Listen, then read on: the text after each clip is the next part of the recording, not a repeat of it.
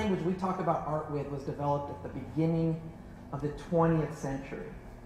And if you can imagine, because you can't, but try, what life was like at the beginning of the 20th century when it comes to cultural production, image making, and these things that we think of as art. I think people saw somewhere around 125 ads a day around that, something like that. We now see over 3,600 ads a day. Modern life, the city, the metropolis, came into existence at the beginning of the, actually fin de siècle period in Paris, like late 19th century.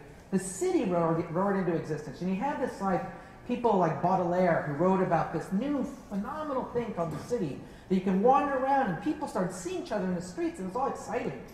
And all the window displays started coming out, and everybody was looking in the windows, and we're just amazed by all these products, right? These products were for sale.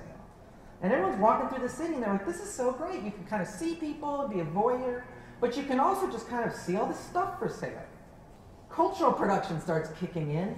Radios, movies started coming in. God, look at that. That's a place to see a movie. Television. These things, which I am focusing on predominantly, these gears of cultural production, were hugely influential in massive industries of this thing that we call the arts. So the advertising industry skyrockets in terms of spending. The advertising industry understood that the production of symbolic culture, the making of the symbols that make you do what you do, the production of emotion, not thought, was in fact the landscape of the future. And Leo Burnett, here he is, Don Draper, was the mastermind behind that. 1946 to 1960, advertising went from a $3 billion business to an $11 billion. Imagine the early salons. You saw a painting, you were like, oh, this is so beautiful. That's amazing. How did they do that? Today, you see an image and you're supposed to get all choked up. It's expecting a lot from one image. See 3,000 a day. That's 21,000 a week.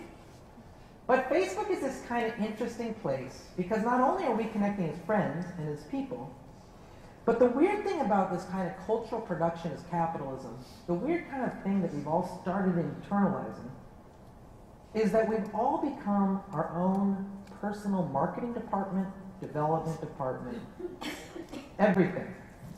We don't need a massive corporation or nonprofit to go to. We're that for ourselves. Here, finally, I want to just say, I love the Occupy movement. I think it's the raddest thing ever. If you talk about spaces producing a politics and the spaces of trust and becoming the narrative in which artists need to act, I don't think you can think of a more particularly specific and awesome example than the kind of chaotic and frenetic movement called Occupy that spread across the United States. But I know from New York City, a lot of the core organizers are in fact artists.